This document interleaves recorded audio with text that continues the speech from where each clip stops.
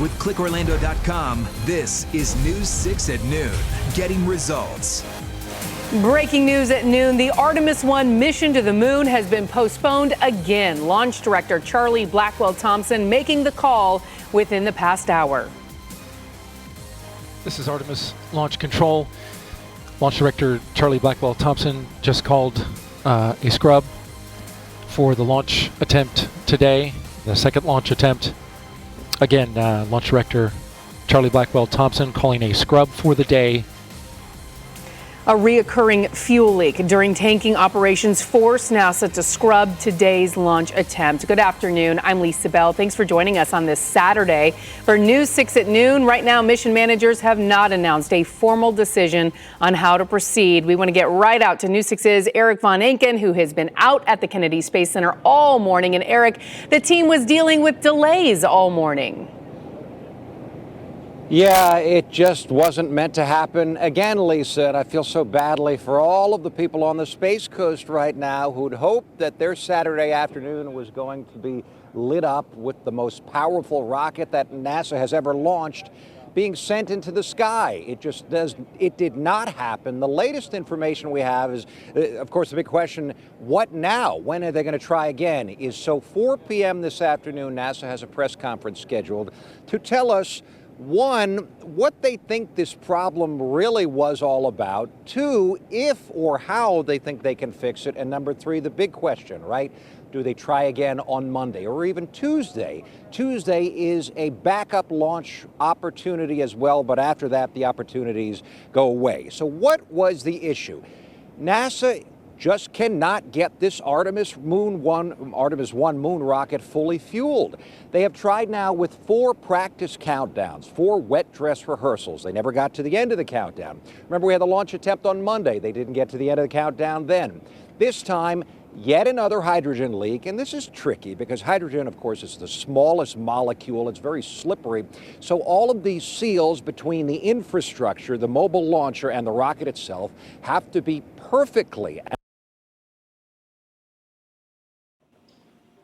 All right, that was News 6's Eric Von Enken. We're going to try and check back with him throughout the day. This launch, of course, though, drawing hundreds of thousands of people to the Space Coast, hoping to see the first flight. We do want to check in now with traffic safety expert Trooper Steve with the latest on the roads for us right now. I bet it's starting to build out there now, Steve. Well, if you've got me here on a Saturday, yeah, things are rather interesting out here. So thanks, Lisa. This is going to be 528 over by Cape Canaveral. So on a normal Saturday, this is pretty much what you're seeing out there. East and westbound traffic moving pretty good. The good thing is I do believe they scrub this pretty early, 2 hours out from the window. So it gives people the opportunity to maybe change their plans, maybe have some patience out on the road, right? So close to State Road 501, I'm not tracking any issues out here when it comes to like crashes or anything that you could really avoid. So everything that you're going to run into out here throughout Brevard County, just expect it and take it nice and easy. I'm tracking some delays right now east and west on 528 east of Tropical Trail. So obviously the closer to Cape Canaveral. Why? Because everyone lines up here along 528 to look north at the rocket through that area. Keep in mind, rocket's not going up, right? So there is to be no stopping on any of our limited access highways unless your vehicle has some type of emergency. Sky 6 right now flying over the area, and you can start to see some pockets here and there. This is to be expected. Not everyone is in town for the Labor Day weekend, right? Some other people are in town for Artemis. So now that you're mixing this up a little bit, you're gonna have mixed traffic out there. Some people wanna hang out on the beach. Other people now trying to head home. So what are we seeing? I'm seeing eastbound delays as you approach US 1. This is just south of City Point, north of Cocoa through this area. These are the people headed towards the coast that might be turning around soon. Take it nice and easy. Now, I do want to show you a different angle from Sky 6 here, and they are cruising with us this morning. This is a beautiful shot here. There's something you also got to watch out for. Boat traffic out there this morning. So, or what time? It's 12:04, right? So noon. So boat traffic also. There's a lot of people out on the water. Just take it nice and easy this morning. Something that Titusville PD has put out and give us a warning. We're going to take Max 3 back here. And they have issued that the Max Brewer Bridge is still closed. So all eastbound lanes are closed. You cannot head east from Titusville on this bridge. They have opened all the westbound lanes will remain open right now so that traffic can make it inland into Brevard County. Lisa, back to you. All right, Steve, thank you. Our team coverage continues now with News 6's Molly Reed live at Spaceview Park. Molly, another round of crowds leaving disappointed. We know some people had been camping out there all night hoping to see this launch today. That's true, Lisa. But as Steve was just saying, that because it was scrubbed so early, a lot of people are actually sticking around, maybe kind of waiting out the traffic here at Spaceview. You can see there's still people actually hanging out, enjoying it because the weather is not too bad for how it has been. Now, again, another very disappointing day, though, here on the Space Coast. Thousands of people going home without seeing the launch. People were packed here. A lot of people getting here, camping overnight, some getting here at the break of dawn to get the best viewing spot. And when the news came in about the leak not being fixed again, you could kind of sense the shift here with everyone then sitting on the edge of their seats. Then the news of the scrub came in, and it was a mad dash to the cars to beat the traffic. So many people here drove and flew in from great distances to be here. We actually talked to a family who drove down from the Carolinas. It was part of my bucket list. I called my sister and said, you get to South Carolina, we going to see a launch. Darn it. And again, you can start to see the park is still slowly clearing out here. A lot of people were here to see this historic launch, but say hopefully they'll at least be able to see a launch this weekend. SpaceX does have a launch tomorrow night at 8:32 p.m. with one of their Falcon 9, so people are saying at least we'll get to see something. In Titusville, I'm Molly Reed, getting results, News 6. Molly, thank you. News 6's James Sparvero joins us now from Kennedy Space Center. James, what's the latest from there?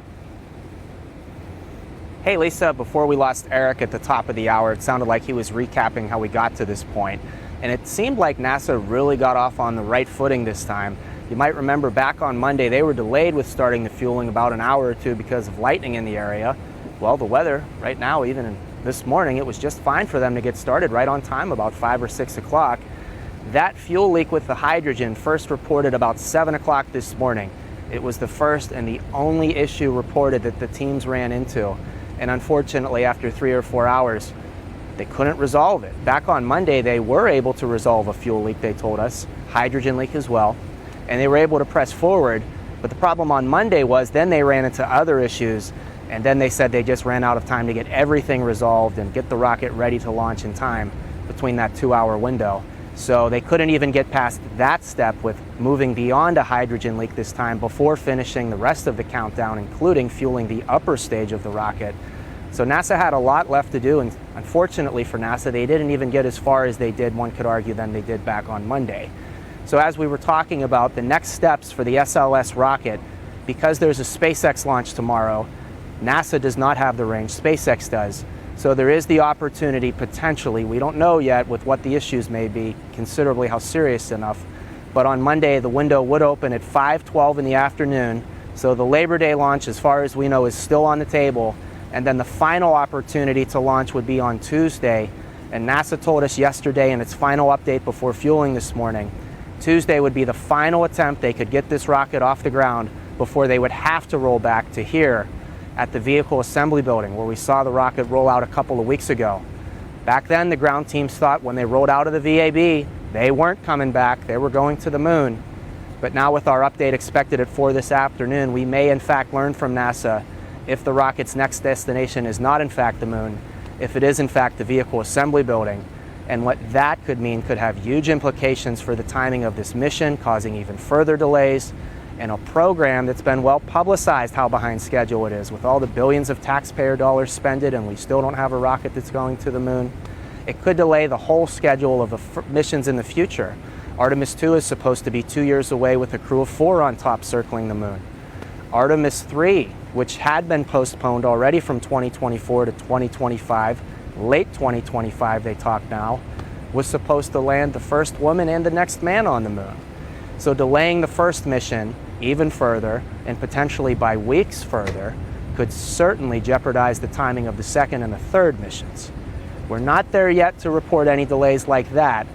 Potentially NASA could still launch the SLS for the first time on Monday, but certainly right now 400,000 people going home disappointed, Lisa. All right, thank you so much. Weather was not an issue today as we take a live look at our Launch Credit Union port cam at Port Canaveral. Troy Bridges standing by. Troy, now we could potentially be looking at Monday evening, right after 5 o'clock. You know what that means? Storms. What am I doing? I'm tossing back to, we're going to Bill Nelson right now. Let's go to that live. Because we're going to stress this and test it and test that heat shield and make sure it's right before we put 4 humans on top of it. So this is part of the space business. I've told you before, you know, it's something I'm accustomed to. On my flight, which was Hoot Gibson and Charlie Bolden's flight way back, we scrubbed 4 times. We were delayed over the better part of a month, but the 5th try was an almost flawless 6-day mission. So this is part of our space program. Be ready for the scrubs. Space is hard indeed. The question now on everybody's mind is going to be, when will we have another launch attempt? Any thoughts on that? Well, the mission management team is meeting this afternoon. They're going to look at it. They're going to see, is there still a possibility now, or are they going to have to roll back into the vehicle assembly building? If they decide that's the case, then it'll be an October launch.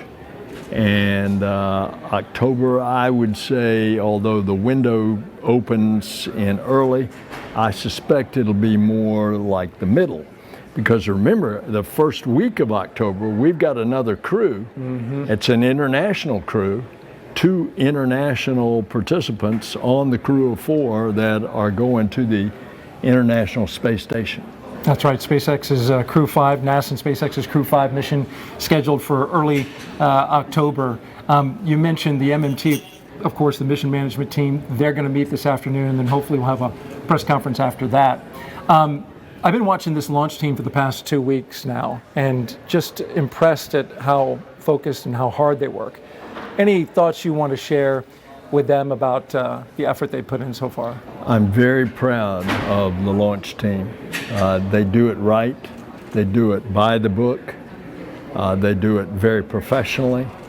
And that's why we have had this extraordinary success that we've had over the years.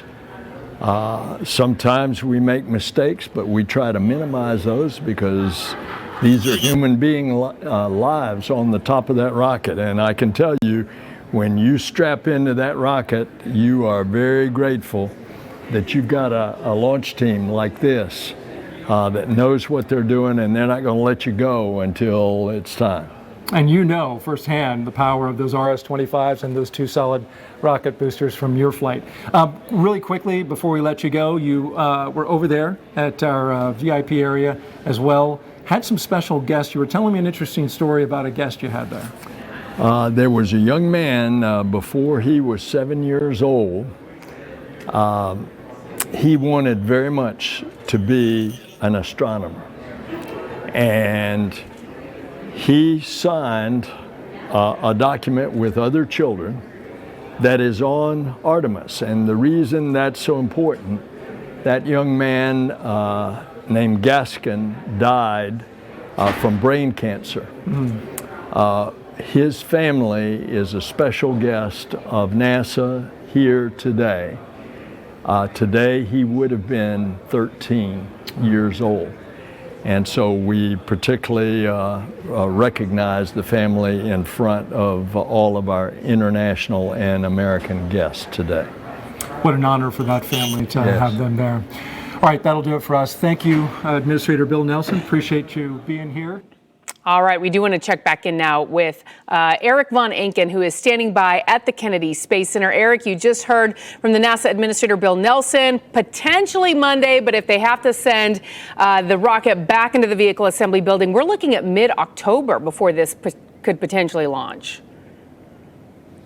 Right, Lisa. And so the talk out here right now is it going to be Monday afternoon, or does it make sense for them to take a little bit of extra time? Remember, like they did after Monday's launch attempt, get out to the pad, open up the bottom of the rocket, the things that they could get to, do some tightening, do some checking, do some testing, take the extra time and waiting until this launch window. Because remember, we could have tried to launch again yesterday. Instead, they waited until today.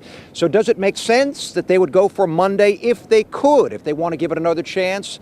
It probably makes more sense that they're going to try for Tuesday evening again if this is something that they think is not going to happen again. So again, trying to explain the issue. This was a hydrogen leak. This is something that they've dealt with over and over and over again. Back to the days of the space shuttle. In fact, remember, these are the same engines that were just repurposed from the space shuttle. They use liquid oxygen and they use liquid hydrogen, and they went through a period of time with the space shuttle where they just couldn't figure out the leaks. The same type of hydrogen leaks, just this tiny molecule somehow getting out of all those connections. So this connection point was also an 8-inch quick disconnect, but a different quick disconnect. So the disconnects are the connection points essentially between the hoses where the rocket is connected to the mobile launcher, the infrastructure at the pad. And so what happens is they have seals in there, and of course, as they're fueling, these quick disconnects are connected, and they need the hydrogen to flow from one hose through the connection point to the other side. Well, something in there wasn't totally sealed, and that hydrogen got out. It didn't happen last time. It didn't happen during the wet dress rehearsals. At this connection point, they thought they had fixed those other hydrogen leaks. So where we are today is, like I was saying earlier, what really is the problem here? And is there something that NASA can do about it? Is there something today that they could do out at that launch pad? Could they go out there and start tightening a few nuts again? Possible, but not likely. This is one of those stubborn, pesky problems that you really can't predict. This didn't happen during any of the other rehearsals, at least at this connection point. So like we're saying, what does NASA do about it? Do they just give it another shot on Monday or Tuesday and just hope it goes away? That's possible, because remember, the other leaks went away and they didn't do a whole lot differently. The process this morning, when they first discovered the leak, what they did is they stopped the flow. They allowed that connection point to warm up, because the thinking here is if you allow both sides of the connection point to equalize in temperature, you might be able to reset that seal. They did that once. That didn't work. Second time, they tried to flow helium through that connection point to put some pressure on it. That didn't work. The third time, they actually did the first thing again that they had tried earlier in the morning. They allowed it to warm up, but then they tried to flow the liquid hydrogen, and that didn't work. So is it a possibility that if they just give it another shot, because it didn't leak before, maybe on Monday or Tuesday it won't leak again? It is entirely possible. We're expecting to find out at 4 p.m. this afternoon. That's when NASA's going to hold a press conference and, like we said, give us some answers. They might not even have the answer today. They may want to go out to the pad and look at it first to figure out if this is something that they can address, something they can take a chance with, or something that they got to roll back over there like James Barbera was talking, the vehicle assembly building off to my right. Lisa.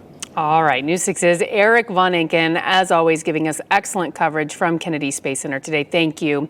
We do want to check back in now with meteorologist Troy Bridges. So, Troy, as we've been saying, Monday evening is a potential.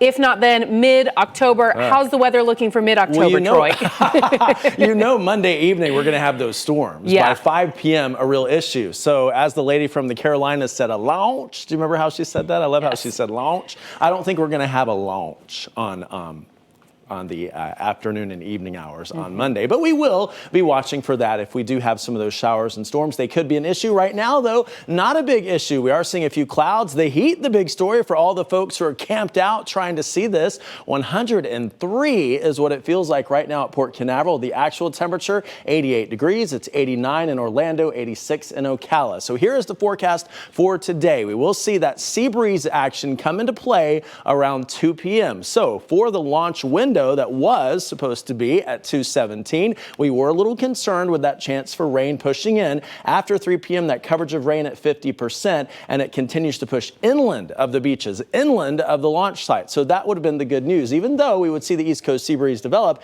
it would push inland. So likely through the middle and the latter part of that window, 3 p.m. on into 4 p.m., we wouldn't have as much of a problem. But of course, it is scrubbed, but weather would likely not be the issue today, because most of those showers and storms by by 4 p.m. will be inland right along I-4. We'll continue to pinpoint that moving to western zones as late as 9 o'clock tonight. So some storms in Lake Sumter and Marion counties. Early morning temperatures tomorrow in the mid and upper 70s. Here is your 7-day forecast. And Lisa, we're looking good, but then look at Monday, that 50% coverage of rain into the afternoon. Back to you. All right, Troy, thank you. We were expecting some 400,000 spectators along the Space Coast today, so we do want to check back in with traffic safety expert Trooper Steve with the latest on the roads for us. Well, I do think the 400,000 are there. However, I think they're holding out a little bit. Some have left a little early. Like we had mentioned earlier, we did give about a 2.5 hour kind of advisory before the launch window opened that it was not going to happen. So I do think a lot of people, like Molly Reed had explained,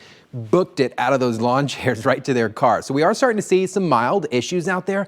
But I'm going to be honest, nothing that we would not see on a Monday morning with me and Troy out here reporting to you. So there are a lot of people still lined up along 528. Why? Because Troy Bridges has given beautiful, beautiful weather. Look at this right here from Sky 6. Sky 6 flying over the beach. It's packed, guys.